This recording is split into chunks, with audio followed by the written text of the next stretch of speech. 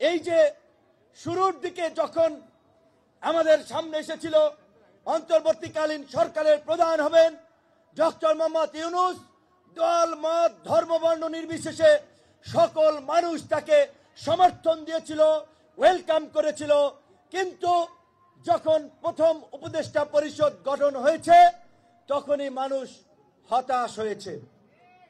দ্বিতীয় দফায় আবার বর্ধিত করা হয়েছে, সেটা দেখে আরো মানুষ বেহুশ হয়েছে। ঠিক।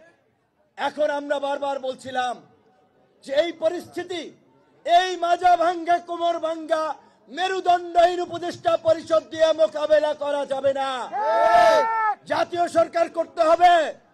তারা শুনলেন না, তারা তাদের সিন্ডিকেটের বাইরের কোন লোককে সরকারে ঢুকাতে পারলেন না, যার ফলে এই 5ই আগস্ট, এই জুলাই বিপ্লবে ফ্যাসিস্ট হাসিনার পতনকে কেন্দ্র করে আমাদের মধ্যে যে জাতীয় ঐক্য তৈরি হয়েছিল, আজকে সেই জাতীয় ঐক্য এখন বিভক্ত হয়েছে। জাতীয় ঐক্যে ফাটল ধরেছে। প্রধান উপদেষ্টা নির্বাচনী রোডম্যাপ সম্পর্কে ধারণা দিয়েছেন। আপনারা যদি সংক্ষিপ্ত নির্বাচন কেন্দ্রিক সংস্কার চান, এই 2025 সালের শেষ দিকে ডিসেম্বরের মধ্যে নির্বাচন হতে পারে। আর যদি বৃহত্তর জন আকাঙ্ক্ষার আলোকে কার্যকর সংস্কার চান, আরো 6 মাস লাগতে পারে। সেখানে ইতিমধ্যেই বিভিন্ন রাজনৈতিক দলের মধ্যে কিন্তু মিশ্র প্রতিক্রিয়া তৈরি হয়েছে এবং বিশেষ করে এই আমাদের ছাত্র নেতৃবৃন্দ সংশ্লিষ্ট নাগরিক কমিটি এবং ছাত্রদেরও কিছু কর্মকাণ্ডে মানুষ আরো ব্যথিত হচ্ছে, হতাশ হচ্ছে।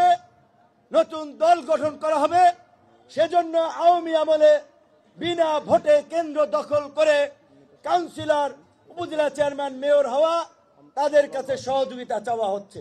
সরকারকে বলতে চাই, আপনারা এখনো সময় আছে, জাতীয় সরকার গঠন করুন। জাতীয় সরকার ছাড়া 6 মাস চলতে পারবেন না।